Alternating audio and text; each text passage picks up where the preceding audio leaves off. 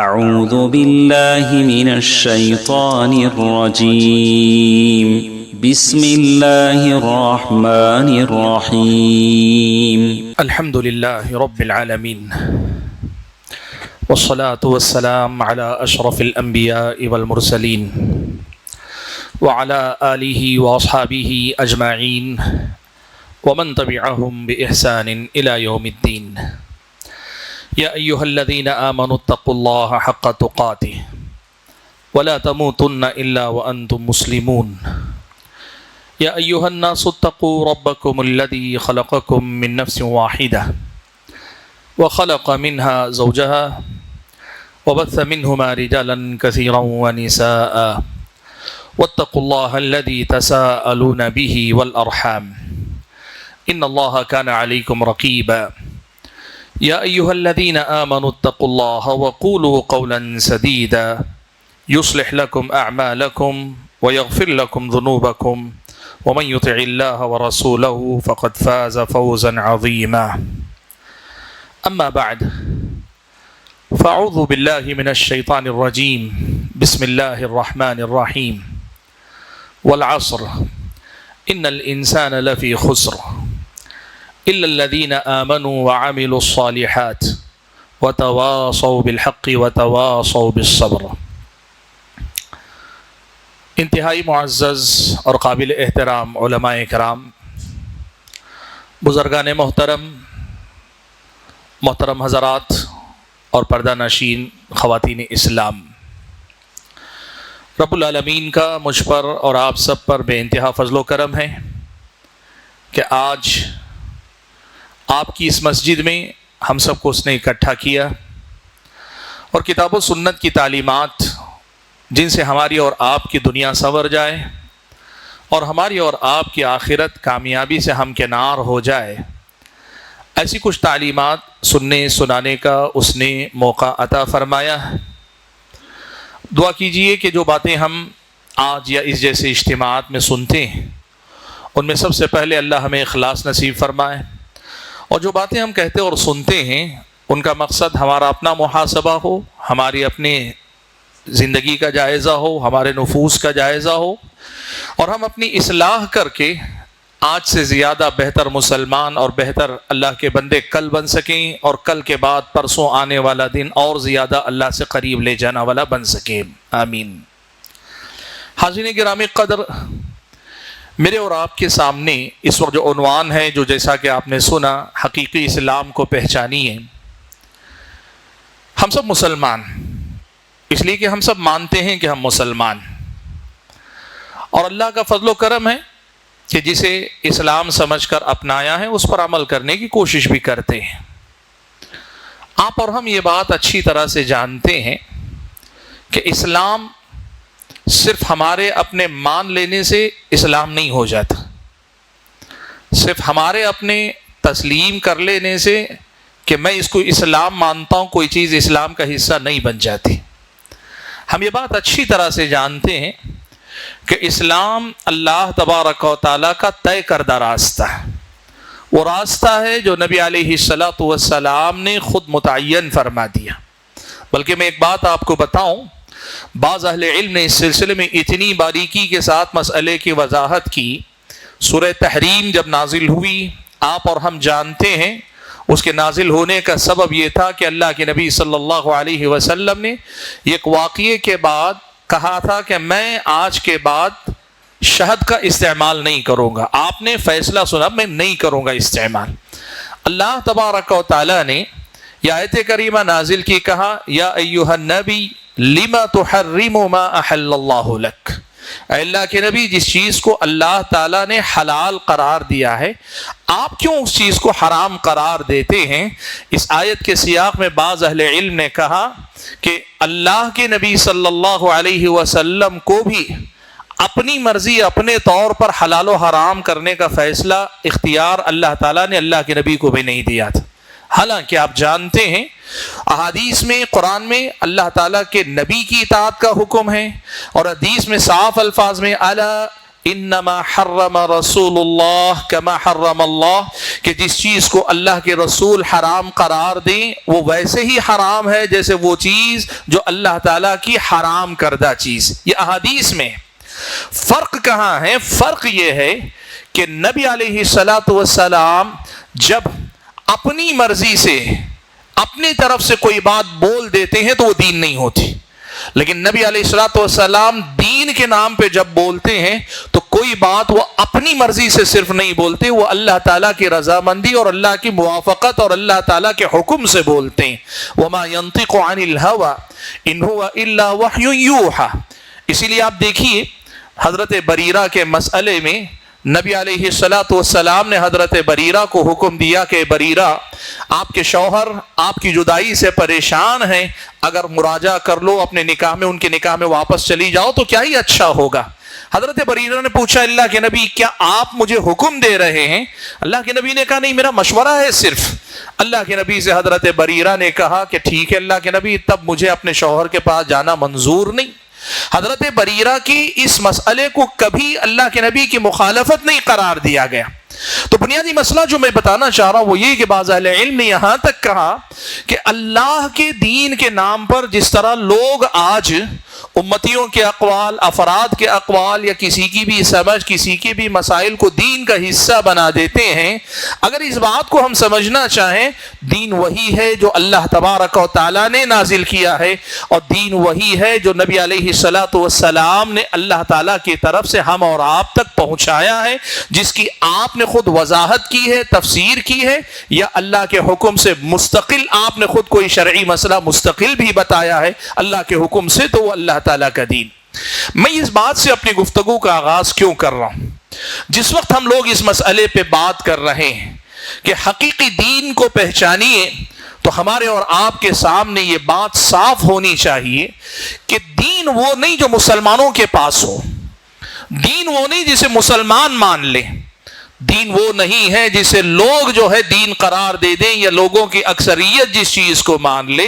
دین وہ ہے جو اللہ تبارک و تعالیٰ کی طرف سے بھیجا گیا ہو، جس کو رسول اکرم صلی اللہ علیہ وسلم نے پہنچایا ہو، اور دین کی تفسیر اور تشریح وہی ہے جو نبی نے صحابہ کو سکھائی اور صحابہ نے ہم اور آپ تک پہنچائی ہو.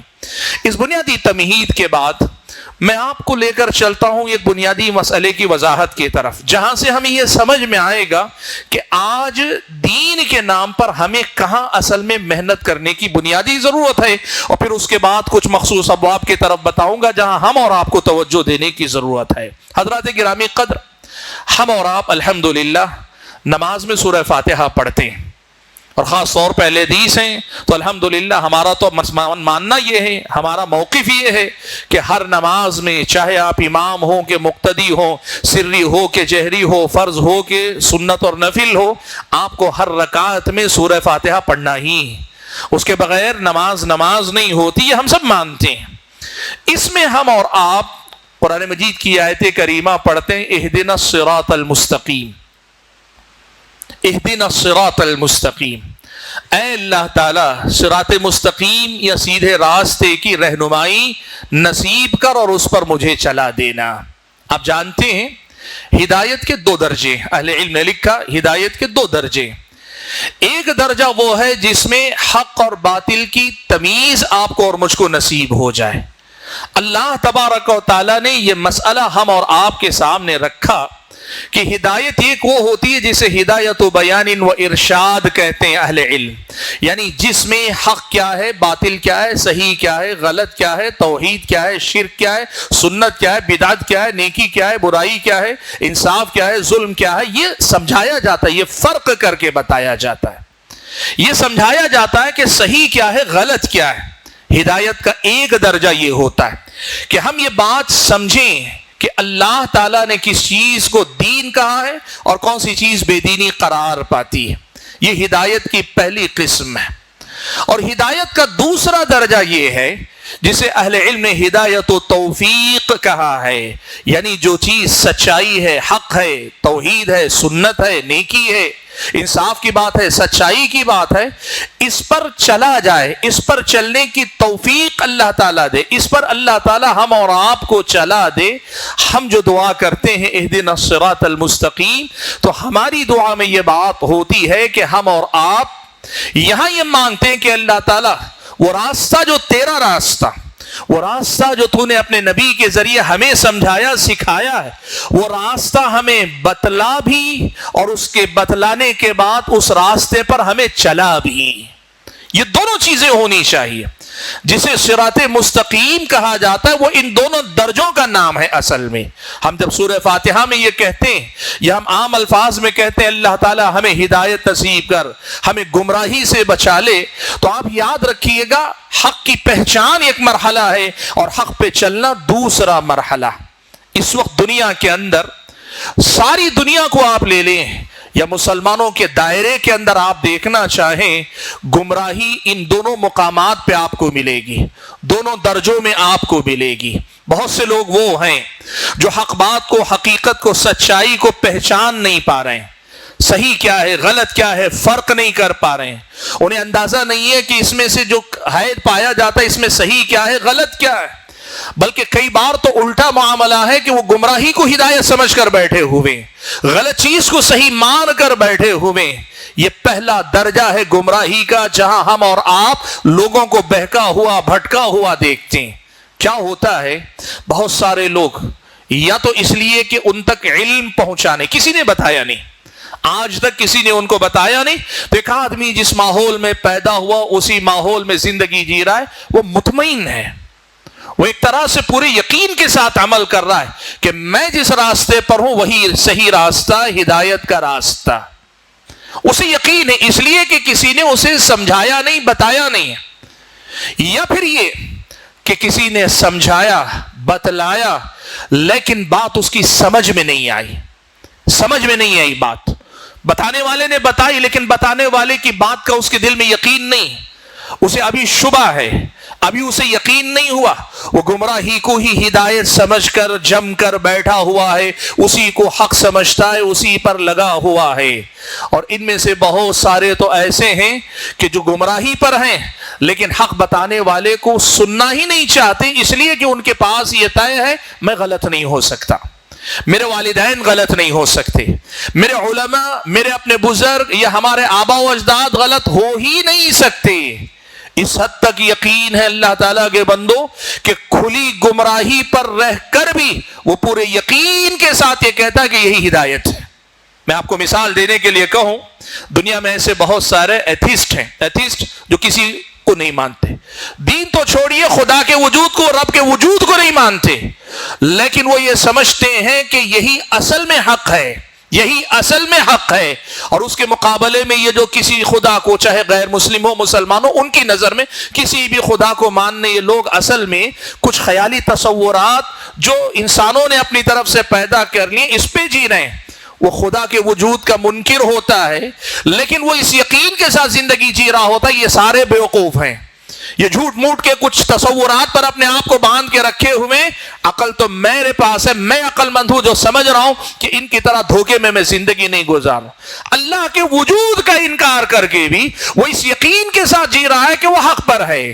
اور اگر آپ ان سے ہٹ کر اگر آپ آئیں، کتنے غیر مسلم ہیں کھلے قسم کا شرک بلکہ انتہائی نامعقول قسم کے عقائد پر ایمان رکھتے ہیں، لیکن پھر بھی ان کو یقین ہے کہ وہ ہدایت پر ہیں۔ اور بہت سارے ایسے بھی ہیں، بہت سارے ایسے بھی ہیں جو لوگ اچھی طرح سے اس بات کو سمجھتے ہیں کہ یہ جو لوگ یہاں پائے جاتے ہیں ان میں سے کوئی ہماری طرح سمجھدار ہے ہی نہیں کہ اس مسئلے پہ غور کرے۔ آپ مسلمانوں کے دائرے میں آ کر دیکھ لیں، یہاں کتنے عقائد ہیں، کتنے اختلافات پائے جاتے ہیں عقیدے کے باب میں۔ فقہی مسائل کا اختلاف بعد کے درجے میں رکھیے، لیکن پہلے نمبر پہ بات کر لیں عقیدے کا اختلاف، ایمان کا اختلاف۔ رب العالمین کے بارے میں یہ عقیدہ کہ رب العالمین کیا کوئی حقیقت میں ایک وجود ہے جو آسمانوں کے اوپر عرش پر مستوی ہے، یہ اہل سنت والجماعت کا، محدثین کا عقیدہ ہے، اہل حدیث حضرات کا، اہل سنت کا عقیدہ کہ رب العالمین کا ایک وجود ہے، حقیقی وجود ہے، آسمانوں کے اوپر عرش پر مستوی ہے، وہ عرش پر مستوی ہوتے ہوئے ساری کائنات کو اپنے علم، اپنی قدرت، اپنے اختیار وغیرہ ان سب چیزوں کے اختیار اور دائرے میں رکھا ہوا. یہ ہے اہل سنت کا عقیدہ. اس کے مقابلے میں اشعری اور ماتریدی وہ کسی ایسے خدا کو ماننے کے لیے، وجود کو ماننے کے لیے، رب کو ماننے کے لیے تیار ہی نہیں جو عرش پر مستوی ہو. ان کی نظر میں خدا کا جو تصور ہے، معبود کا جو تصور ہے، وہ یا تو کوئی ہوا جیسی کوئی چیز ہے، یا روشنی جیسی کوئی چیز ہے جو ہر جگہ ہے، ہر مقام پہ پھیلی ہوئی ہے، آپ میں بھی ہے، ان میں بھی ہے، پنکھے میں بھی ہے، کرسی میں ہے، ٹیبل میں ہے. یہ تصورات رکھتے ہیں اور اس کے باوجود پورے یقین کے ساتھ ہے کہ یہی حق ہے، اسی کو حق مان کر جی رہے ہیں. اللہ کے بندو، گمراہی کا پہلا درجہ یہ ہے کہ ایک آدمی کو حق بات کی پہچان نصیب نہ ہو. حق کیا ہے، سچ کیا ہے، وہ دین جو اللہ تعالیٰ نے اپنے نبی کے ذریعے دیا وہ کیا ہے، اسے پہچاننے پہ محنت کرنا جو ہے یہ ہدایت کا پہلا درجہ ہے. اور معاف کیجئے گا، میں یہ بات آپ کے سامنے رکھ رہا ہوں، تفصیل میں جا کر اگر مثالیں دوں تو پتہ چلے. وہ جو اللہ حفاظت فرمائے، بڑے بڑے مدارس میں، بڑے بڑے اداروں میں پڑھانے والے اساتذہ میں یہ بات آپ کو دیکھنے کو ملے گی کہ عقیدے کے معاملے میں ان کے پاس اتنی بڑی بڑی گمراہیاں پائی جاتی. ہندوستان کے شمال سے لے کے جنوب تک آپ دیکھیں یہ چیز آپ کو نظر آئے گی. تو پہلا درجہ حضرات جو مجھ کو اور آپ کو پہچاننے کے لیے محنت کرنی ہے وہ کیا ہے؟ پہلا درجہ یہ ہے کہ حق بات کیا ہے اسے پہچانیے، اسے پہچانیے. اور وہ پہچان کیسے ہوگی؟ بہت آسان ہے. لوگوں کے تصورات، جماعتوں کے عقائد، شخصیات کے نظریات، یا پھر یہ کہ فرقوں کے اپنے افکار، ان کے اصول، ان کے ضابطے، یہ تاریخ کا حصہ، یہ ہمارے اور آپ کی ہسٹری کا حصہ. لیکن جو ہماری ہسٹری کا حصہ ہے وہ ہمارے دین کا حصہ نہیں. ہمارے دین کے ساتھ جو معاملات چلے اس میں جو حق ہے، صحیح ہے، وہ ہمارے دین کا حصہ. اس حق کے مقابلے میں وجود میں آنے والا جو باطل ہے وہ ہماری ہسٹری ہے، ہماری قوم کی تاریخ ہے، لیکن وہ ہمارے دین کے عقائد نہیں. لوگ کیا سمجھتے ہیں؟ آج یہ سمجھتے ہیں کہ بھائی وہ بھی تو قرآن و سنت سے بات کرتے ہیں، یہ بھی تو قرآن و سنت کا حوالہ دیتے ہیں، یہ بھی تو ہدایت کی بات کرتے ہیں، یہ بھی تو اللہ تعالیٰ تک ہی پہنچانا چاہتے ہیں. سب لوگ مسلمان ہیں، سب ایک ہی ہیں، چلے گا کوئی مسئلہ نہیں. اللہ کے بندو، عقیدہ ایک تھا ایک ہی رہے گا، دین ایک تھا ایک ہی رہے گا. علماء کی کوششیں تاریخ کا حصہ، اور ان میں جس حد تک سچائی ہے، صحیح ہے، وہ ہمارا دین ہے. لیکن اس میں جس حد تک غلطی ہے، گمراہی ہے، وہ تاریخ کا حصہ ہے، ہمارے دین کا حصہ نہیں. اسی لیے میں نے یہ بات پہلے ہی آپ کے سامنے رکھی. اللہ تعالیٰ نے یہ بات جو سورہ تحریم کی روشنی میں نے رکھنی چاہیے کہ اگر کوئی بات اللہ تبارک و تعالیٰ نے نبی علیہ الصلوۃ والسلام کے ذریعے ہمیں نہیں بتائی، وہ ہمارے دین کا حصہ نہیں ہو سکتی. اہل علم نے جو کوشش کی ہے وہ حق اور سچائی کو بتانے کی کوشش کی، لیکن جو چیز ہمارے دین کا حصہ نہ بنے وہ ہمارا دین نہیں ہے. اور وہ دین کا حصہ کیسے قرار پاتی ہے؟ قال اللہ، قال الرسول، قال الصحابہ. ابن قیم رحمت اللہ علیہ کہتے تھے العلم قال اللہ قال رسولہ قال الصحابۃ هم اولو العرفان. دین وہ ہے جو قال اللہ قال الرسول میں، دین وہ ہے جو اللہ کی بات اور نبی کی ہدایت میں، یہ بنیادی مسئلہ. اب اس کے بعد بات آتی ہے بھئی قرآن و سنت تو ہے، بات کو سمجھیے، یہ بڑی اہم بات ہے جو میں ابھی بتانے جا رہا ہوں. قرآن و سنت تو اللہ کا دین ہے، لیکن قرآن و سنت کا معنی سمجھنے میں انہوں نے بھی کوشش کی. جب تک دونوں قرآن و سنت ہی کو سمجھنے کی کوشش کر رہے ہیں تو دونوں کی سمجھ دین ہی ہے نا. سمجھیے بات، جو لوگ سمجھتے ہیں نا غلطی جہاں ہو رہی ہے، وہ غلطی یہاں ہو رہی ہے کہ لوگ یہ کہتے ہیں بھائی دین قرآن و سنت ہے. اب قرآن اور حدیث کو سمجھنے کے سلسلے میں کوشش جو کی گئی، اس کوشش میں انہوں نے کچھ سمجھا، انہوں نے کچھ سمجھا، دونوں کوشش کر رہے ہیں نا، تو پھر دونوں کی بات دین ہے، دونوں کی بات دین ہونی چاہیے. آپ یہ بات سمجھیے، یہ ہم کہہ سکتے ہیں، ہم جیسے آج کے زمانے کے لوگ کہہ سکتے ہیں. خود قرآن و سنت میں کیا قرار دیا گیا؟ ایک مسئلہ سمجھیں، جسے ہم قرآن کہتے ہیں وہ قرآن کا صرف ٹیکسٹ نہیں، الفاظ کا نام نہیں. جسے ہم حدیث رسول کہتے ہیں وہ حدیث کے الفاظ کا نام، صرف ٹیکسٹ کا نام نہیں. قرآن کے الفاظ اپنے معنی کے ساتھ، حدیث رسول اپنے مفہوم کے ساتھ قرآن ہے اور حدیث ہے. صرف الفاظ کا نام قرآن نہیں، صرف الفاظ کا نام حدیث نہیں، بلکہ الفاظ اپنے معنی کے ساتھ قرآن ہے، الفاظ اپنے معنی کے ساتھ حدیث ہیں۔ اور جب قرآن نازل ہوا تو الفاظ کے ساتھ اللہ کا ایک خاص معنی اس میں مراد ہے، نبی علیہ الصلوۃ والسلام کی ایک خاص مراد اس میں ہے۔ دین اس مراد کو سمجھ کر اپنانے کا نام۔ جو آدمی قرآن کے الفاظ لے لے، معنی اپنا نکالے، الفاظ ہو سکتا ہے بظاہر آپ کے ساتھ ہو، دین آپ کے ساتھ نہیں ہے۔ حدیث کا کوئی معنی آج کوئی آدمی اپنی طرف سے کوئی نکال لے، ہو سکتا ہے حدیث کے ظاہری الفاظ آپ کو ساتھ نظر آئیں، لیکن دین آپ کے ساتھ نہیں، آپ دین کے ساتھ نہیں۔ مثال دے کر کہوں آپ کو، خوارج نے کیا کیا؟ جب صحابہ سے اختلاف کیا، قرآن سے استدلال کیا، ان الحکم الا للہ، ان الحکم الا للہ۔ بھئی قرآن کے الفاظ ہیں، فیصلہ تو صرف اللہ تبارک و تعالیٰ کا ہوگا، حاکم تو صرف اللہ تبارک و تعالیٰ، فیصل تو صرف اللہ تبارک و تعالیٰ ہے۔ الفاظ ان کے ساتھ تھے اور ظاہری معنی بھی ایسے لگ رہا تھا ان کے ساتھ ہے، لیکن حضرت ابن عباس نے جب ان سے مناظرہ کیا تو سمجھایا ان الفاظ کا وہ معنی نہیں جو تم سمجھ رہے ہو۔ قرآن کی آیات اور کئی حوالوں سے حضرت ابن عباس نے اس کا صحیح معنی بتایا۔ اب آپ سمجھیے بات، کوئی آدمی اگر یہ کہے کہ ابن عباس نے جو معنی بتایا وہ بھی دین ہے، اور خوارج نے جو معنی سمجھا وہ بھی دین ہے اس لیے کہ انہوں نے بھی قرآن سے سمجھا، یہ غلطی ہے اللہ کے بندو۔ یہ وہ غلطی ہے جو آج کے دور میں ہم اور آپ کھلے زمانے کے اندر دیکھ رہے ہیں۔ ہوتا کیا ہے، دین کے نام پر، ہدایت کے نام پر ہم میں سے بہت سارے لوگوں نے دائرہ اتنا وسیع کر دیا ہے، بہت ساری گمراہیاں بھی ہدایت کے درجے میں چلی آئی۔ یہ وہ پہلا مقام ہے جہاں ہمیں رک کر سمجھنے کی ضرورت ہے دین کیا ہے۔ قال اللہ قال الرسول کے بعد صحابہ نے اللہ کے نبی سے اس کا معنی سمجھا، اور وہ معنی سمجھ کر دین ہمارے پاس نقل کیا۔ دین اسی سمجھ کا نام ہے جو صحابہ نے اللہ کے نبی سے لی اور لے کر ہم اور آپ تک تابعین کے ذریعے، تبع تابعین کے ذریعے پہنچائی ہے۔ دین کی سمجھ کا جو معاملہ ہے، یہاں اصل میں لوگ ٹھوکر کھاتے ہیں۔ شیخ البانی رحمۃ اللہ علیہ نے ایک بڑی پیاری بات کہی ہے، وہ اسی مسئلے کو سمجھاتے ہوئے کہتے ہیں مسلمانوں کے اکثر فرقوں کا جو مسئلہ ہے، اصل میں قرآن و سنت کو لینے کا مسئلہ نہیں، وہ بھی ہے، لیکن اکثر فرقوں کا جو معاملہ ہے وہ یہ ہے کہ قرآن و سنت کو تو لینے کی بات کرتے ہیں، لیکن صحابہ نے دین کو جیسے سمجھا، یعنی قرآن میں اللہ کی مراد، رسول اللہ کی حدیث میں کیا مراد ہے، وہ جو اللہ کے نبی سے صحابہ نے سیکھا اس کو اپنانے اور اپنے آپ کو اس تک روکنے کے لیے تیار نہیں ہوتے۔ یہ اصل میں سب سے بڑا مسئلہ ہے۔ اسی لیے امام شافعی رحمۃ اللہ علیہ یہ کہتے تھے، آمنت باللہ وبما جاء عن اللہ علی مراد اللہ، کہتے تھے میں اللہ پر ایمان لاتا ہوں اور اللہ کی طرف سے جو کتاب آئی ہے، جو پیغام آیا اس پر بھی ایمان لاتا ہوں، اپنی سمجھ کے مطابق، میری سمجھ میں جیسا ہے ویسے کہا نہیں، علی مراد اللہ، اس معنی کے مطابق جو اللہ تعالیٰ کی مراد، اللہ نے اس سے جو معنی مراد لیا ہے وہی معنی، اسی معنی میں میں ایمان لاتا ہوں۔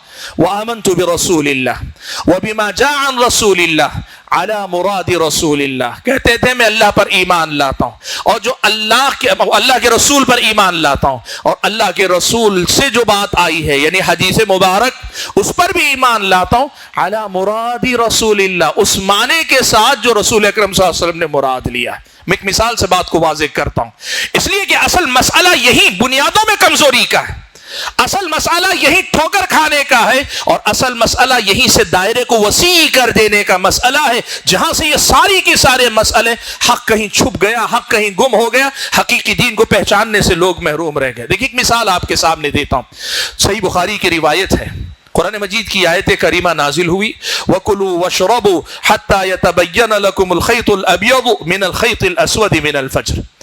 روزے دار سحری میں کب تک کھانا کھا سکتا ہے؟ کیا کھاؤ پیو یہاں تک کہ خیط ابیض، سفید دھاگا سیاہ دھاگے سے نمایاں ہو کر دکھائی دے جائے۔ اب یہ آیت حضرت عدی بن حاتم نے پڑھی۔ عدی بن حاتم رضی اللہ تعالیٰ عنہ نے کیا کیا، صحیح بخاری کے اندر یہ روایت ہے، دیکھ لیجئے، کہتے ہیں کہ وہ جو اونٹ باندھنے کی جو رسی تھی نا، وہ رسی لی، دو رسیاں، ایک کالی اور ایک سفید، اور وہ اپنے تکیے کے نیچے رکھ کر سو گیا۔ رات میں بار بار اٹھ کے دیکھتا جاتا تھا کہ کب یہ دونوں الگ ہو کے سفید اور سیاہ نظر آئیں گی، چراغ میں نہیں، چراغ کی روشنی میں نہیں۔ وہ جو رات کا اندھیرا ہوتا بالکل کوئی چراغ نہ ہو، تو رات کا اندھیرا ختم ہو کر جب سفید اور سیاہ دھاگے میں فرق نمایاں ہونے لگے تو میں جو ہے اس پہچان لوں گا کہ یہ وقت سحری کے ختم ہونے کا۔ کہتے ہیں لم یتبین، سمجھ میں نہیں آئی بات، سمجھ میں نہیں آئی بات۔ صبح اللہ کے نبی کے پاس آئے، کہنے لگے اللہ کے نبی، اللہ نے تو کہا ہے کہ سفید دھاگا سیاہ دھاگے سے نمایاں ہو کر دکھائی دے، اور میں نے کوشش کی، بات میری سمجھ میں نہیں آئی۔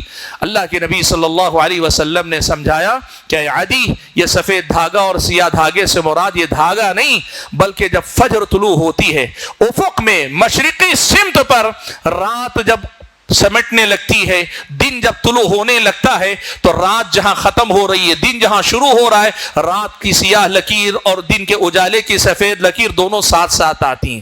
خیط ابیض خیط اسود، سفید دھاگے سیاہ دھاگے سے مراد وہ جو دو لائنیں ہیں وہ مراد ہیں، اللہ کے نبی نے کہی۔ اب آپ کو یہ سمجھیے، کوئی آدمی اس آیت کے الفاظ کو لے کر آج اس کا کوئی نیا معنی نکالے کہ نہیں نئے دھاگے پرانے دھاگے، سفید دھاگے سیاہ دھاگے سے یہ مراد ہے، یہ دین نہیں ہو سکتا، یہ گمراہی کے علاوہ کچھ نہیں ہو سکتا۔ جب اللہ کے نبی نے اللہ کی مراد کو واضح کر دیا، صحابہ نے سمجھ کر اللہ کی مراد، رسول اکرم صلی اللہ علیہ وسلم کی مراد کو واضح کر دیا، تو پھر اس کے بعد دائرے کو وسیع کرنا، نئی گنجائش پیدا کرنا، یہ گمراہی ہے۔ حضرات گرامی قدر، میں نے کہا سورہ فاتحہ میں جب ہم اہدنا الصراط المستقیم پڑھتے ہیں، پہلا درجہ ہدایت کا یہ ہے کہ وہ دین صحیح کیا ہے اسے پہچانے، اور ہمارا مسئلہ یہی ہے کہ بہت سارے حضرات ہم میں سے ایسی ہی زندگی جی رہے ہیں کہ دین کے نام پہ بھی قرآن کا حوالہ دیتے ہیں، حدیث کا حوالہ دیتے ہیں، وہ بھی تو بڑے علماء کا حوالہ دیتے ہیں، وہ بھی تو بزرگوں کا حوالہ دیتے ہیں۔ بھئی اتنی بڑی تعداد کیا گمراہ ہو جا سکتی ہے؟ بھئی اتنے سارے مسلمان ساری دنیا میں کرتے ہیں، وہ غلط کیسے ہو سکتے؟ یہ سارے معیارات ہیں جن کی وجہ سے ہم نے جو ہے اپنے آپ کو ہدایت سے دور رکھا ہوا، بہت دور ہم نے رکھا ہوا، یہ سب سے بڑا مسئلہ۔ اور دوسرا مسئلہ کیا ہے، بات میں مختصر کرنا چاہتا ہوں تاکہ بات بہت لمبی نہ ہو جائے۔ دوسرا مسئلہ ہے وہ ہدایت و توفیق کا۔ سچائی کو پہچان لینے کے بعد فرض ہے ہر مسلمان پر کہ سر تسلیم خم کرے، اس بات کو تسلیم کر لے، ایمان لائے، عمل کرے، جو حکم ہے اس کے تقاضے کو پورا کرے، اس پہ یقین کرے، اس کو مان لے، اپنا لے۔ دوسرے نمبر پر اللہ تعالیٰ کے بندوں، آدمی یہاں ٹھوکر کھاتا ہے۔ ایک بڑی تعداد تو حق کو پہچاننے سے محروم ہے، طرح طرح کی بھول بھلیوں میں بھٹکی ہوئی ہے، اور ایک تعداد وہ ہے جو حق کو جانتی ہے، پہچانتی ہے، اچھی طرح سے انہیں معلوم کیا ہے، لیکن حق کو اپنانا نہیں چاہتے۔ سبب کوئی بھی ہو سکتا ہے، لیکن قبول کرنے کے لیے تیار نہیں۔ سبحان اللہ، یہ گمراہی کی دوسری قسم ہے، یا اپنے حقیقی دین سے دوری بنانے کی یہ دوسری قسم ہے۔ آپ کو معلوم ہے یہ درجہ حق کو پہچاننے کے بعد بھی حق کو قبول نہ کرنا، یہ بھی امت کے بڑے طبقے کے اندر پایا جاتا ہے۔ اور یہ میں آپ کو بتاؤں پرانے زمانے سے چلا آیا، فرعون کا مسئلہ بھی یہی تھا، اس امت کے فرعون ابو جہل کا مسئلہ بھی یہی تھا، بہت سارے آج کے زمانے کے فرعون کا بھی یہی مسئلہ ہے، حق کو جانتے ہیں لیکن حق بات کو قبول کرنے کے لیے تیار نہیں۔ مسلک رکاوٹ ہے، جماعت رکاوٹ ہے، یا اپنے بزرگ رکاوٹ ہے، یا اپنا خاندان رکاوٹ ہے، یا اپنی شان رکاوٹ ہے، دنیا کا مفاد رکاوٹ ہے، دنیا کا کوئی خوف رکاوٹ، اتنی رکاوٹیں لوگوں نے پیدا کر لی، حق جانتے لیکن مانتے نہیں، قبول کرنے کے لیے تیار نہیں۔ آپ کو معلوم ہے فرعون کے بارے میں قرآن میں کتنی بڑی بات اللہ تعالیٰ نے کہی۔ اللہ نے کہا فرعون اچھی طرح سے یقین رکھتا تھا کہ حضرت موسیٰ سچے ہیں۔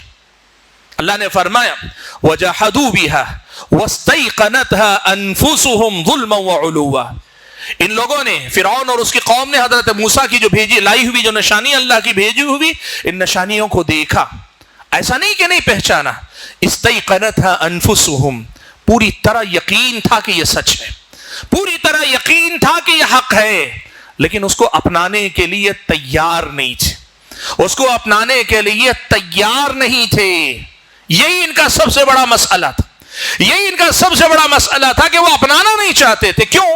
ظلما وعلوا، سرکشی تھی، اور اپنے نفسوں پہ کیا، اپنے آپ کے حق میں ظالم تھے، دنیا کے حق میں تو تھے ہی، اپنے آپ پر بھی ظلم کرنے والے تھے۔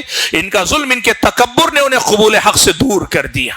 آپ کو معلوم ہے ابو جہل جسے فرعون ہادی الامہ کہا گیا، اس ابو جہل کا بھی یہی مسئلہ تھا، بڑا مشہور قصہ۔ یہ 3 سردار تھے، ایک حضرت ابو سفیان جو اس وقت تک ایمان نہیں لائے تھے، اخنس ابن شریق ایک تھا، اور ابو جہل۔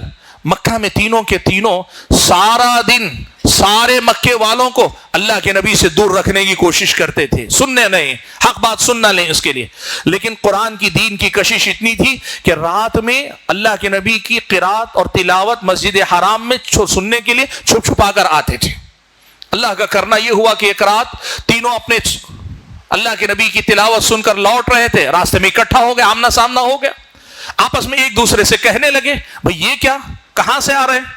اعتراف کر لیا تینوں کہ محمد کی تلاوت سن کر آ رہے ہیں، تو آپس میں ملامت کی، کہا دیکھو اگر مکے والوں کو پتا چل گیا دن میں روکنے والے رات میں چھپ کر سنتے ہیں، فتنہ ہو جائے گا، لوگ جو ہے پھر بہک جائیں گے، محمد کے پیچھے چل نکلیں گے، اس لیے یہ طریقہ چھوڑ دو۔ فیصلہ کیا، لوٹ گئے۔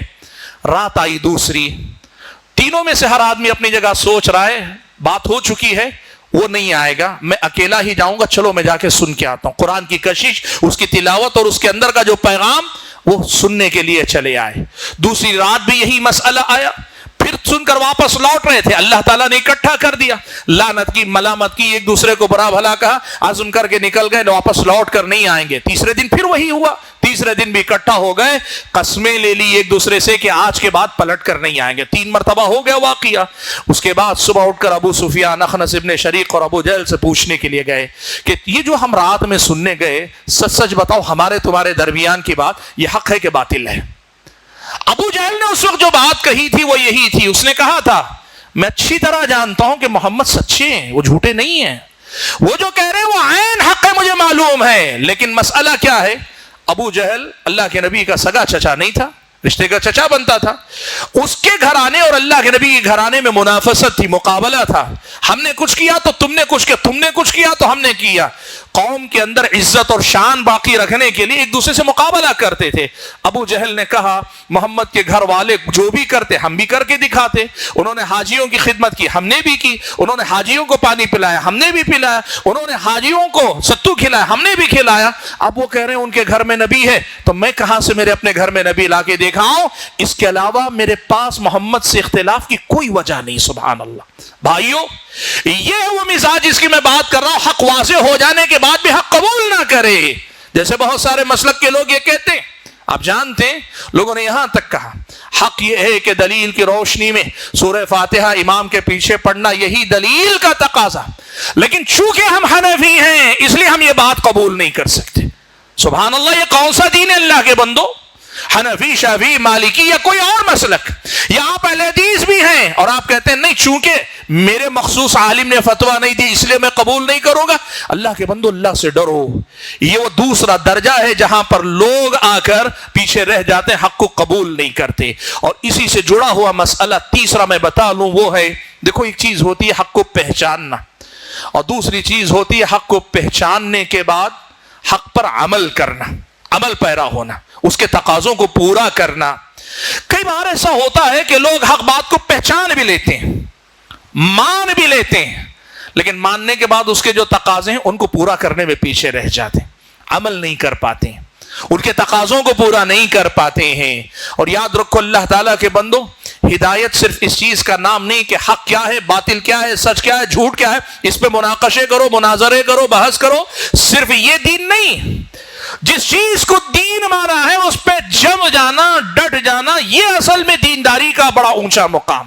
آپ جانتے ہیں قرآن مجید کی آیت اللہ تعالیٰ نے نازل فرمائی، کہا قل ان کنتم تحبون اللہ فاتبعونی۔ اللہ نے فرمایا اے اللہ کے نبی کہہ دیجئے اگر تم اللہ تعالیٰ سے محبت کرتے ہو تو پھر میری اتباع کر کے دکھاؤ۔ سلف صالحین میں سے بعض نے کہا، کچھ لوگوں نے بہت بڑا دعویٰ کیا کہ ہمیں اللہ سے محبت ہے، تو اللہ نے کہا اتنا بڑا دعویٰ ایک امتحان سے گزر کر کے ہی سچا مانا جائے گا، اور وہ امتحان کیا ہے؟ اتباع ہے، نبی کے نقش قدم کی پیروی کرنا، نبی کے نقش قدم پہ چل کر دکھانا، ان کے راستے پہ چلنا، یہ اصل میں معیار ہے اللہ تعالیٰ کے بندو۔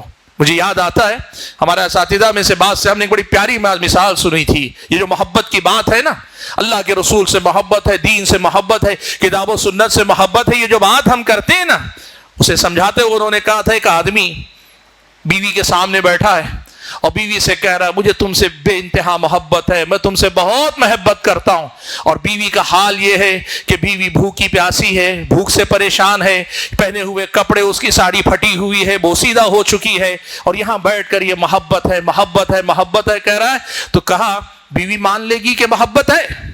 کہا لات مار کے کہے گی پہلے اٹھ کر جا، محنت کر، میرا پیٹ بھرنے کا انتظام کر، میرے لیے ڈھنگ کے لباس کا انتظام کر، تب مانو تجھے مجھ سے محبت ہے۔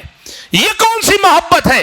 دعوے تو بڑے ربے کر رہے ہو، ساتھ میں بیٹھے ہو، نہ پھٹے کپڑے دکھتے ہیں نہ لگی بھوک دکھتی ہے، یہ کیسی محبت ہے؟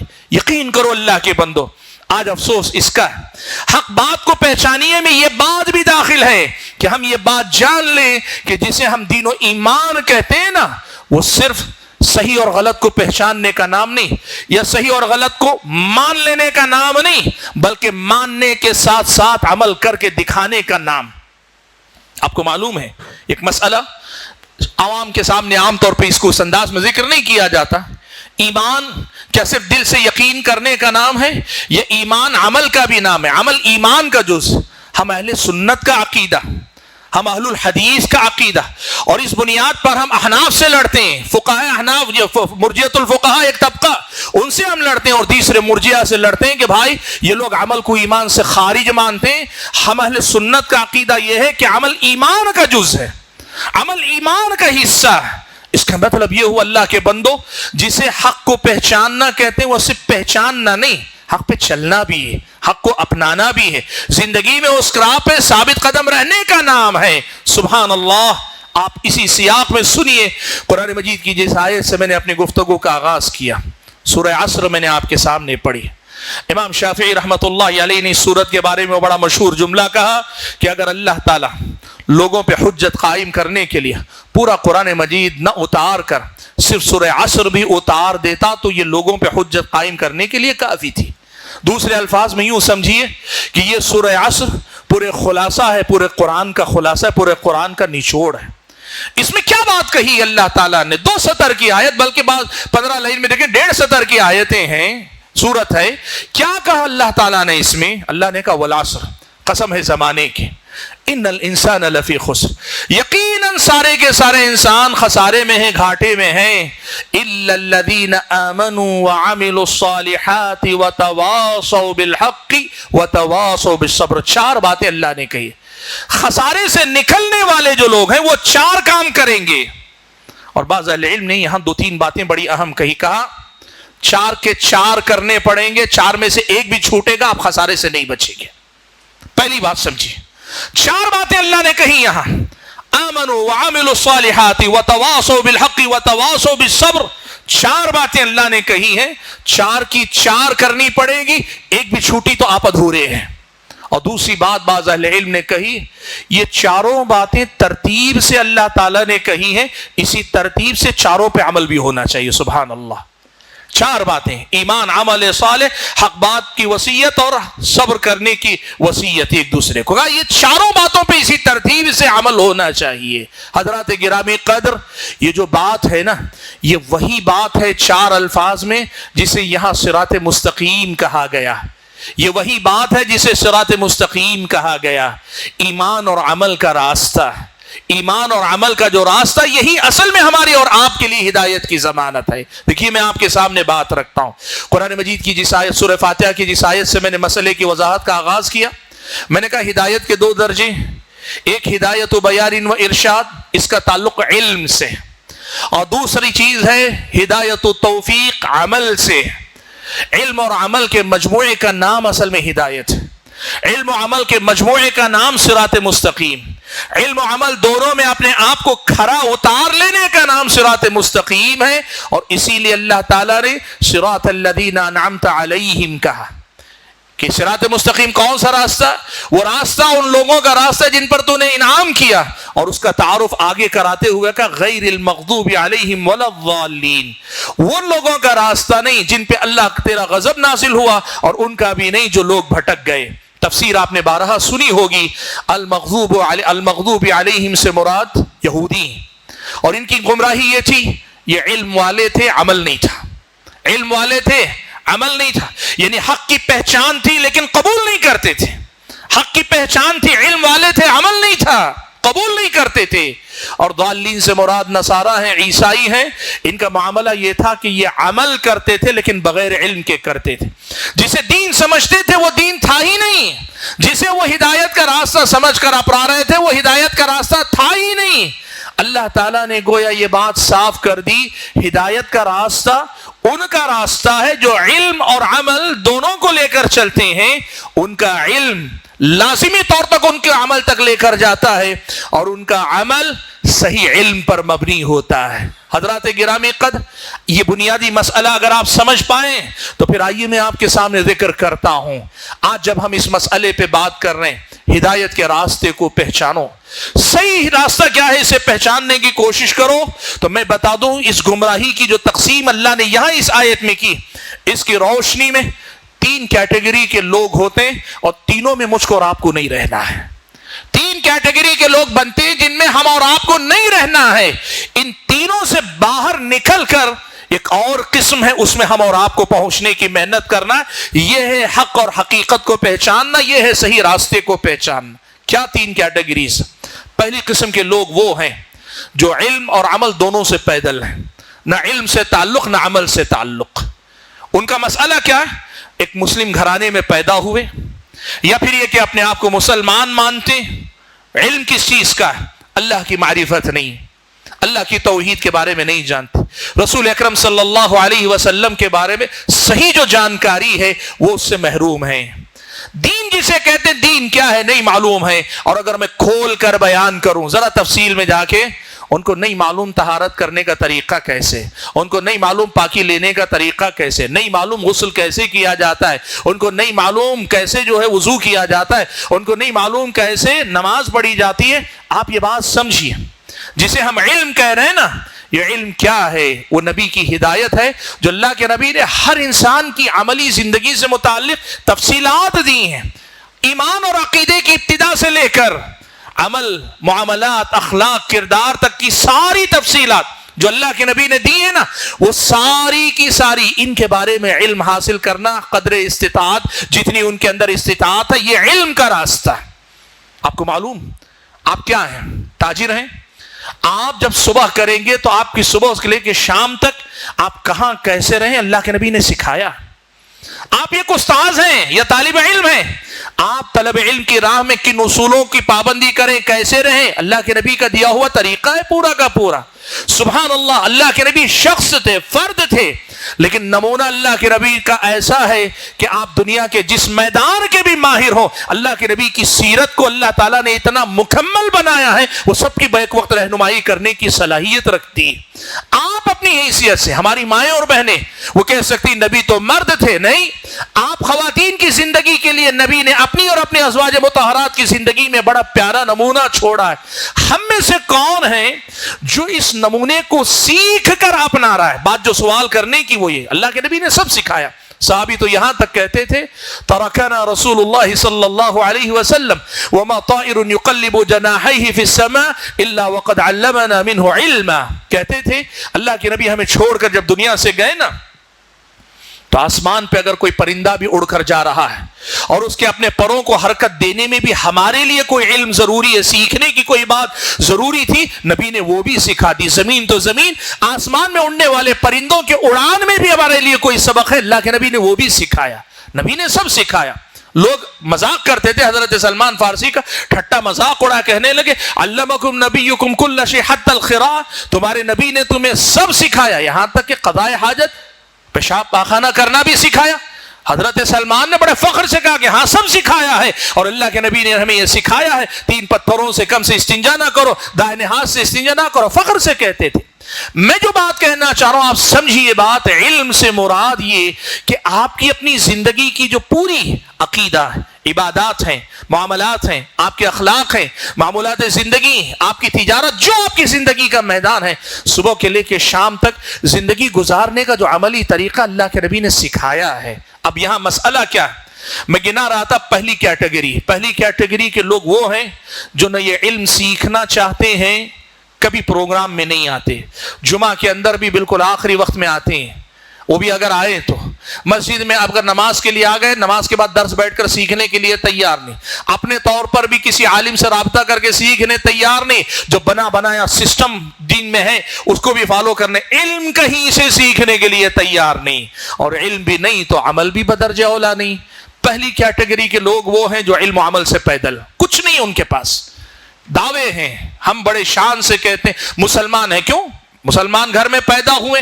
اللہ کے بندو، اس آیت نے صاف کیا کہ صراط مستقیم علم و عمل کی راہ، علم و عمل کی راہ۔ جو آدمی علم و عمل دونوں سے پیدل ہو، اس آدمی نے اپنے دین کو نہیں پہچانا، اس آدمی نے اپنے حقیقی دین کو نہیں پہچانا، یہ اس کا سیدھا مطلب ہے۔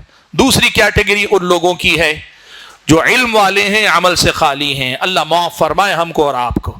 حق یہ ہے کہ ہم میں کی بڑی تعداد ایسے لوگوں پر مشتمل ہے، مجھ سمیت میں بات کروں، ہمارا علم جتنا بھی ہے، تھوڑا سا بھی، جس درجے علم ہے، ہمارا عمل اس سے بہت پیچھے۔ اللہ کے بندوں، سنن کی بات چھوڑے، سنتوں کی بات، نوافل کی، فرائض اور واجبات کی بات کریں، محرمات کی بات کریں، اس میں ہمارا عمل ہمارے علم کے قریب نہیں پہنچ پا رہا ہے۔ یہ دوسری کیٹیگری ہے۔ یہ وہ لوگ ہیں جو معلومات رکھتے ہیں، جانکاری رکھتے ہیں، لیکن اسے قبول نہیں کرنا چاہتے یا عمل نہیں کرنا چاہتے۔ یہ وہ لوگ ہیں جو علم والے ہیں لیکن عمل والے نہیں ہو پائے۔ اور تیسری کیٹیگری ان لوگوں کی ہے جو دین کے نام پہ کچھ بھی مان لیے، خوب محنت کرتے ہیں، عمل کرتے ہیں، قربانیاں دیتے ہیں، محنت کرتے ہیں، لیکن جس پہ چل رہے ہیں کہ وہ حقیقی معنوں میں دین ہے، اپنے عمل کو اپنے علم سے جوڑنے، صحیح علم سے جوڑنے کے لیے تیار نہیں۔ بھائیو، ہماری اور آپ کی جو ذمہ داری بنتی ہے وہ کیا ہے معلوم؟ ان تینوں کیٹیگریوں سے نکلو، علم و عمل دونوں سے جو پیدل، جو علم والے عمل والے نہیں، اور جو عمل والے لیکن علم والے نہیں، ان تینوں سے نکل کر صراط مستقیم کی اس راہ پہ چلو۔ وہ ان کا راستہ جن پر اللہ تعالیٰ نے انعام فرمایا، اور وہ لوگ کون تھے؟ انبیاء تھے، صدیقین تھے، شہداء تھے، صالحین تھے۔ یہ اصل میں علم و عمل کی راہ ہے جسے ہم کہتے ہیں حقیقت کو پہچانو۔ حضرات گرامی قدر، میں جو بات آپ کے سامنے کرنا چاہ رہا ہوں، بات کو سمیٹ لیتا ہوں، 5-7 منٹ میں بات سمیٹ لوں گا تاکہ بات واضح ہو سکے۔ میں نے یہ بات آپ کے سامنے رکھی، ساری دنیا کے لوگوں کو چھوڑے، ذرا ہم اپنے دائرے کی بات کر لیتے ہیں، اپنے حلقے کی بات کر لیتے ہیں، ہم اپنے آپ کی بات کر لیتے ہیں۔ حضرات گرامی قدر، ہمارے اپنے بزرگ علماء میں سے ایک عالم دین کی میں نے بات سنی، وہ بات کر رہے تھے، ان کی بات کا ایک صحیح مطلب ہے لیکن اس کا ذکر میں کروں گا۔ وہ کہہ رہے تھے کہ جس طرح اسلام کے 5 اصول ہیں، ویسے ہی مسلک اہل حدیث کے بھی 5 بنیادیں ہیں۔ کیا 5 بنیادی باتیں ہیں؟ کہتے تھے سینے پر ہاتھ باندھنا، فاتحہ خلف الامام، آمین بالجہر، رفع الیدین، اور 8 رکعت تراویح۔ جو ان 5 بنیادی مسئلوں کو مانے گا وہ اہل حدیث ہوگا۔ جس طرح اسلام کے 5 ارکان ہیں، نماز ہے، یعنی کلمہ ہے، کلمے کے بعد نماز ہے، نماز کے بعد روزہ ہے، نماز کے بعد زکوٰۃ ہے، زکوٰۃ کے بعد روزہ اور حج، 5 ارکان ہیں، ارکان اسلام 5 ہیں۔ کہتے تھے اہل حدیث ہونے کے بھی 5 مسئلے ہیں، اور یہ 5 مسائل گناتے تھے۔ ان کا مطلب کیا تھا میں پہلے وہ بتا دیتا ہوں تاکہ کوئی غلط فہمی میں نہ رہے۔ ان کا مطلب یہ تھا کہ یہ 5 وہ نمایاں مسائل ہیں جو مقلدین میں اور متبعین میں فرق کرنے والے مسائل ہیں۔ اہل تقلید کی تقلید ان مسائل میں کھل کر آتی ہے، اور جو لوگ اتباع سنت کے راہ کے دعوے دار ہیں، داعی ہیں، وہ ان مسائل میں مسلک سے اوپر اٹھ کر دلیل کی پیروی کرتے ہیں۔ یہ ان کا مطلب تھا، اور یہ صحیح مطلب، اس میں کوئی غلطی نہیں، اس معنی میں لیں۔ لیکن افسوس اس کا ہے کہ عملاً اگر دیکھیں، بہت سارے لوگوں نے ایسا لگتا ہے کہ اہل حدیث ہونے کا مطلب یہ سمجھا ہے، یہ جو امتیازی مسائل کہے جاتے ہیں، نمایاں مسائل کہے جاتے ہیں، ان میں اہل حدیث ہونے ہی کو اہل حدیث ہونا مان بیٹھے۔ ایسا لگتا ہے بہت سارے لوگوں کو۔ دیکھیں، نمازیں نہیں ہیں زندگیوں میں اللہ کے بندوں، نمازیں نہیں، اسلام کا پہلا رکن ہے نماز نہیں۔ اور یہ 5 مسائل کس سے جڑے ہوئے ہیں؟ 5 مسائل میں نے جو ذکر کی کس سے جڑے ہوئے ہیں؟ سورہ فاتحہ نماز، سینے پہ ہاتھ بننا نماز، آمین بالجہر نماز، رفع الیدین نماز، اور 8 رکعت تراویح نماز۔ جو نماز نہ پڑھتا ہو ان مسائل میں اہل حدیث ہو، تو وہ اہل حدیث کیسے ہوگا اللہ کے بندو؟ آپ مختصر الفاظ میں سمجھ لیجئے۔ کیا مسلک اہل حدیث کا مطلب یہ ہے کہ آپ بے نمازی رہو لیکن یہ 5 مسائل کو مان لو چلے گا؟ ارے اصل نماز ہے اللہ کے بندو، نماز کو دیکھو، نماز کا مسئلہ اگر ہم سے نہیں سنبھل پاتا تو پھر ہم کیسے اہل حدیث ہو پائیں گے؟ آپ سمجھیے اس مسئلے کو. زندگی میں نے جیسے کہا نا، حق بات کو، حقیقت کو پہچانو، صحیح اور غلط کو پہچاننا ہی نہیں، صحیح اور غلط پہ چلنے دکھانے، رک کے دکھانے کا نام اصل میں ہے. یہ ہے جس پر اصل میں ہم اور آپ کو کھڑا اتر کر دکھانے کی ضرورت ہے. حضرات گرامی قدر، ایسے ہی ایک مسئلہ اور آپ کے سامنے ذکر کر لوں. ایک طرف یہ عمل کے میدان میں ہماری کوتاہی، لاپرواہی. ہم سمجھیں بھئی ہم اہل حدیث ہیں، اور اگر مناظرہ ہو جائے تو ڈٹ کر مقابلہ کریں گے. ہونا چاہیے، جب صحیح اور غلط کی بات ہو تو یقیناً بات کرو، اس میں پیچھے مت ہٹو. لیکن صرف وہیں ڈٹ جانے کا نام صحیح ہونا نہیں ہے. اپنی عملی زندگی میں سارے مسائل پر اللہ تعالیٰ کے دین کے مطابق عمل کرنے کا نام ہے. آپ کو میں بتاؤں کتنے ایسے ہمارے بھائی ہیں، ٹھیک ہے نمازیں اللہ کے فضل و کرم سے ان کی اچھی ہیں، لیکن ان کے اپنے اخلاق اور کردار کبھی اچھے نہیں. ان کے اپنے اخلاق اور کردار دوسرا مسلمان ان سے محفوظ نہیں. اور اللہ نہ کرے اگر چھوٹا موٹا مسئلہ ہو بھی جائے معاملات میں، معاف کرنے کے لیے تیار نہیں، ایک دوسرے کو درگزر کرنے کے لیے تیار نہیں. اللہ کے بندو، جسے دینداری کہا جا رہا ہے وہ صرف وہاں نہیں، سارے معاملات میں دیندار بننے کا نام ہے. آپ جانتے ہیں نا کتنا مشہور واقعہ ہے، ہمارے اپنے پیارے نبی صلی اللہ علیہ وسلم نے صحابہ کی تربیت کچھ اس انداز سے کی تھی. بڑا مشہور قصہ امام احمد نے مسند کے اندر روایت کیا. اللہ کے نبی نے کہا ایک آدمی ابھی آئے گا جنتی. ایک نوجوان آیا، صحابی کہتے ہیں ایک نوجوان آیا، عمرو بن عاص رضی اللہ، عبداللہ بن عمرو بن عاص رضی اللہ تعالیٰ عنہ راوی کہتے ہیں ایک نوجوان آیا، ہم نے دیکھا سیدھا سادہ نوجوان، نماز وضو کر کے آیا تھا، داڑھی سے پانی ٹپک رہا تھا، نماز پڑھی 2 رکعت، اللہ کے نبی سے سلام کیا اور چلا گیا. دوسری بار بھی اللہ کے نبی نے کہا ابھی جنتی آئے گا. کہتے ہیں صحابی میں نے دیکھا وہی پھر نوجوان آیا، گمنام قسم کے صحابی، معروف صحابہ میں سے نہیں ہیں، معروف صحابہ میں سے نہیں، گمنام قسم کے صحابی. ایسے ہی 3 مرتبہ ہوا، تینوں مرتبہ اللہ کے نبی بشارت دے رہے ہیں اور تینوں مرتبہ وہی باہر نکل کے آ رہے ہیں. اللہ کے نبی صلی اللہ علیہ وسلم کے صحابی کہتے ہیں میں نے یہ جاننا چاہا آخر اس بندے میں ایسی کیا خوبی ہے کہ اللہ کے نبی بار بار اس کے جنتی ہونے کی بشارت دے رہے ہیں. ساتھ لگ گئے، 3 دن تک اس کے ساتھ قیام کیا، پہچان نہیں پائے. بات کو مختصر کر لوں، پوری حدیث پڑھ کر دیکھیے، خلاصہ یہ نکلتا ہے اس آدمی نے یہ کہا کہ میرے اندر صرف ایک عادت ہے، ہو سکتا ہے اللہ کے نبی نے اس کی وجہ سے کہا ہو، اور وہ عادت کیا ہے؟ روزانہ شام میں جس وقت میں اپنے بستر پہ لیٹتا ہوں، سوتا ہوں، تو میرے اپنے دل میں کسی مسلمان کے لیے کسی قسم کی ناراضگی نہیں ہوتی، میرا دل سب کے لیے پاک کر کے سوتا ہوں. آپ مجھے بتاؤ جس عمل پر اللہ کے نبی صلی اللہ علیہ وسلم نے جنتی ہونے کی بشارت دی ہے وہ کوئی چھوٹا عمل ہوگا؟ وہ کوئی معمولی عمل ہوگا؟ اب اللہ کے نبی جس پہ کہیں تم اپنا سینہ پاک کر کے سو، تو اللہ کے نبی جنت کی بشارت دینے کی بات کر رہے ہیں. اللہ کے بندو، آج ہم اپنی زندگی میں بتائیں ہمارا سینہ اپنوں کے لیے کتنا صاف ہے، رشتہ داروں کے لیے، پڑوسیوں کے لیے جن سے کبھی جھگڑا ہو گیا، ناراضگی ہو گئی، کتنا ہم نے اپنے آپ کے اندر وہ معاف کرنے کا جذبہ پیدا کیا. یہ ہے جہاں ہمیں اپنی اصلاح کرنے کی ضرورت ہے. اور حضرات گرامی قدر ایک مسئلہ اور آپ کے سامنے ذکر کروں، وہ یہاں کے حالات یا دوسری جگہ کے حالات کے لیے بھی بہت اہم ہے. مجھے بڑی خوشی ہوئی، میں نماز میں تھا، نماز کے دوران یا نماز کے بعد آواز پڑی تو کان میں مولانا خطاب کرتے ہوئے بچوں کی تربیت کے حوالے سے سمر کورس کی بات کر رہے تھے. بھائیو، ایک بہت بڑا مسئلہ اس وقت ہمارے سامنے ہے. ہمارے اپنے بچوں کی تربیت اور قوم کے مستقبل کے لیے ان بچوں کے لیے کوئی پلاننگ کر کے، منصوبہ کر کے بچوں کے لیے مسلسل ایک سسٹم چلا. آپ یقین کریں، تعلیم کے نام پر، سوشل میڈیا کے نام پر، یا پھر یہ کہ جیسے جنزی کا نام لیا، نئے نئے تصورات کے نام پہ ہمارے اور آپ کے جو بچے ہیں نا، جس قسم کے خطرات سے دوچار ہیں وہ کوئی معمولی خطرہ نہیں. اللہ سب کی حفاظت فرمائے. بعید نہیں اگر یہ برے لوگ اپنے مقاصد میں کامیاب ہو گئے، ہماری اور آپ کی اگلی نسلوں میں مرتد ہو جائے، اللہ نہ کرے. سبحان اللہ. ہمیں اور آپ کو یہ سوچنے کی ضرورت ہے. اب ہم اچھے ہیں الحمدللہ، یہ اللہ کے گھر ہیں، بڑے شان سے بنے، بڑے اہتمام سے بنے، اور اللہ کے فضل و کرم سے بڑے سکون و اطمینان سے ہم عبادتیں کرتے ہیں. لیکن ہم اپنی اگلی نسلوں کے لیے کیا سوچ رہے ہیں؟ یہ بھی دین کا حصہ. وَتَوَاصَوْا بِالْحَقِّ وَتَوَاصَوْا بِالصَّبْرِ کا ایک دائرہ یہ بھی ہے. آپ اپنی اگلی نسلوں کی حفاظت کی فکر کریں. حضرت ابراہیم کی دعا آپ نے پڑھی ہے. ابراہیم علیہ السلام نے دعا کی، کیا دعا کی؟ وَجْنُبْنِي وَبَنِيَّ أَن نَعْبُدَ الْأَصْنَامَ. اے اللہ تعالیٰ مجھے بھی بت پرستی سے بچا لینا، میرے بچوں کو، میری اگلی نسلوں کو بھی بت پرستی سے بچا لینا. حضرت ابراہیم دعا کر رہے ہیں، کیا کر رہے ہیں؟ اے اللہ تبارک و تعالی مجھے بھی ہدایت دینا، میرے بعد میری اولاد کو بھی ضمانت دے۔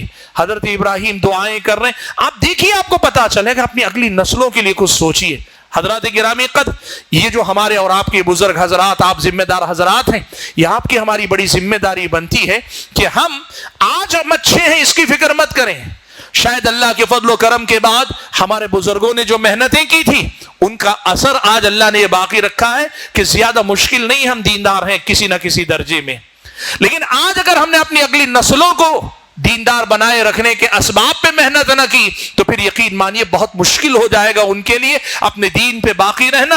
اور جن گھروں سے آج توحید و سنت کی آواز اٹھتی ہے، اللہ نہ کرے کل کے دن ان گھروں کے اندر کوئی اور آواز اٹھنے والی بن جائے۔ حضرات گرامی قدر، آخری بات جس پر میں اپنی بات سمیٹ لوں گا، بڑی اہم بات بتانا چاہتا ہوں۔ دیکھو، قرآن مجید میں اللہ تبارک و تعالیٰ نے ایمان والوں کا تذکرہ کیا تو کہا والمؤمنون والمؤمنات بعضهم اولیاء بعض یأمرون بالمعروف وینہون عن المنکر ویقیمون الصلاة ویؤتون الزکاة ویطیعون اللہ ورسولہ اولئک سیرحمهم اللہ۔ جو آیت ہے نا، اس آیت میں اللہ تبارک و تعالیٰ نے ایک بڑی اہم بات بتائی۔ وہ کیا ہے معلوم؟ دیکھو، ہم میں سے ہر آدمی ایمان کے راہ میں، دینداری کی راہ میں، حق کو پہچان کر اس پر عمل کرنے کے راہ میں ایک جہاد کر رہا ہے۔ آسان نہیں، ہم کو بیک وقت کئی دشمنوں سے لڑنا ہے۔ کون دشمن ہے؟ دیکھیے، ایک ہمارا دشمن ابلیس اور اس کی ذریت، سارے کے سارا پورا لاؤ لشکر میرے اور آپ کے پیچھے لگا۔ دوسری طرف یہ دنیا ہے اور دنیا کے بے شمار فتنے، بہت سارے فتنے، یہ ساری رنگینیاں، یہ مستیاں، یہ بڑی بڑی چیز، جو ساری دنیا اور اس کے فساد کی بات کر لیں، یہ ہے۔ اور تیسرے نمبر پہ بات آتی ہے میرے اور آپ کے اندر کا نفس امارہ بالسوء۔ یہ تین بڑے شیطان یا تین بڑے دشمن ہیں جن سے میرا اور آپ کا مقابلہ۔ اب میں یا آپ یا کوئی ہمارا بھائی یا ہماری کوئی بہن، ان میں سے ہر ایک ان تینوں سے مقابلہ کر رہا ہے۔ الحمدللہ، اللہ کی جب توفیق ہوتی ہے نا، اللہ کی طرف سے جب مدد ہوتی ہے نا، یہ ناتواں سا انسان، مجھ اور آپ جیسا کمزور سا انسان اللہ کی توفیق سے ایسے مضبوط ایمان کا مالک ہوتا ہے، تینوں کے تینوں دشمنوں کو پچھاڑ کر ایمان کی راہ پہ ثابت قدم کھڑا رہتا ہے، سب کو ہرا کر اللہ تعالیٰ کی بندگی کے راستے پہ لگا رہتا ہے۔ لیکن اس کے مقابلے میں ایک اور صورتحال یہ پیش آتی ہے، کئی بار حالانکہ میں جیتتا ہوں لیکن کبھی کبھار میں ہار جاتا ہوں، ابلیس اور اس کی ذریت کے فتنے میں کبھی آ جاتا ہوں، کبھی دنیا کے کسی فتنے میں آ جاتا ہوں، اور کبھی کبھار میں اپنے نفس کے بہکاوے میں آ جاتا ہوں۔ یعنی کہیں نہ کہیں میرا ایمان کمزور پڑنے لگتا ہے، جس کے نتیجے میں میرے دشمنوں میں سے کوئی ایک یا دو یا تینوں کے تینوں مجھ پہ غالب آنے لگتے ہیں۔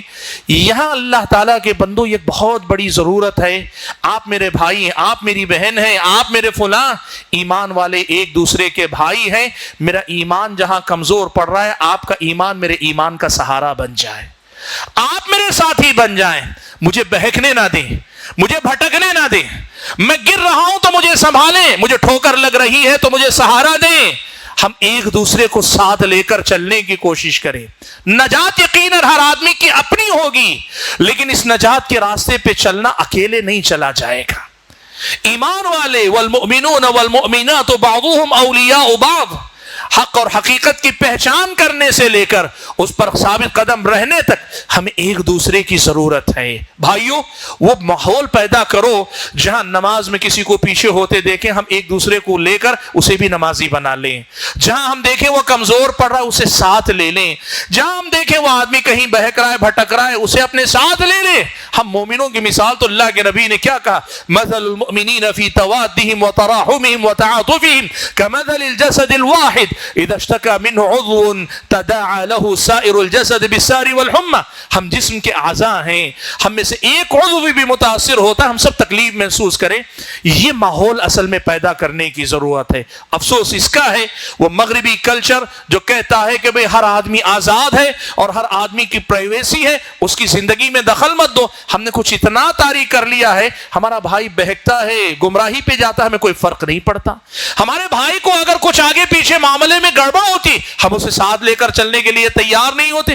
ضرورت اس بات کی ہے کہ آپس میں وہ ماحول پیدا کریں جب باہم ایک دوسرے کے ساتھ مل کر ہم مضبوطی کے ساتھ قدم بڑھا سکیں۔ میں بات کو اور زیادہ لمبی نہیں کرنا چاہتا، جو پیغام مجھے دینا تھا وہ یہ کہ آج کے دور میں حالات اس بات کا تقاضا کرتے ہیں کہ حق بات کی معرفت اور پہچان سے لے کے حق پہ ثابت قدم رہنے تک کئی ایسے مقامات ہیں جہاں ہمیں رک کر غور کرنے، محاسبہ کرنے، اصلاح کرنے اور پھر سے صحیح اپنے آپ کو کر کے کریکٹ کر کے اپنے آپ کو صحیح راستے پر لے کر چلنے کی ضرورت ہے۔ اللہ سے میری یہ دعا ہے کہ اللہ تعالیٰ مجھے اور آپ سبھی حضرات اور خواتین کو جو کچھ ہم نے کہا سنا ہے، کہنے اور سننے سے زیادہ، اللہ تعالیٰ ان باتوں پہ عمل پیرا ہونے کی توفیق نصیب فرمائے۔ اللہ تعالیٰ ہمیں ایک دوسرے کا خیر خواہ بنائے، ایک دوسرے کا ہم نوا اور ساتھی بنائے، ہم باہم ایک دوسرے کے تعاون کے ساتھ خیر کی راہ میں آگے بڑھے، شر کی راہ سے پیچھے ہٹ کر آئے۔ اللہ ہم اور آپ کو کہنے اور سننے سے زیادہ عمل کرنے کی توفیق عطا فرمائے، آمین۔ میں شکر گزار ہوں آپ ذمہ دار حضرات کا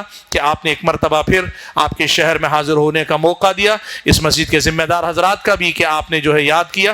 اللہ تعالیٰ سے میری یہ دعا ہے کہ اللہ تعالیٰ آپ کے شہر کی یہ علمی مجلسیں آباد رکھے اور ان کی برکت اللہ تعالیٰ آپ سب لوگوں کی زندگیوں میں ظاہر فرمائے، آمین۔ وآخر دعوانا ان الحمد للہ رب العالمین۔